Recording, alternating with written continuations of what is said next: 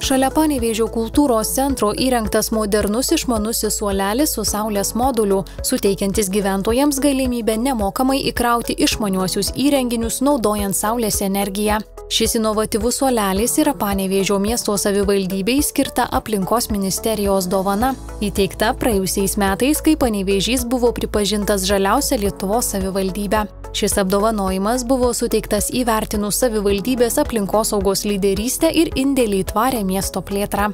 Panevėžys buvo įvertintas už kryptingą aplinkosaugos politiką, kuri apima darnaus judumo plano įgyvendinimą, numatantį miesto transporto sistemos pertvarkymą pagal ilgalaikius ekologijos ir darnumo tikslus. Tvarios plėtros strategija, kuria siekiama dar labiau išnaudoti miesto kompaktiškumą, plėtoti dviračių takų ir pėsčiųjų infrastruktūrą bei gerinti viešųjų paslaugų prieinamumą, taip pat ekologinius projektus, tokius kaip kraštovaizdžio formavimo ir ekologinės būklės gerinimo iniciatyvos.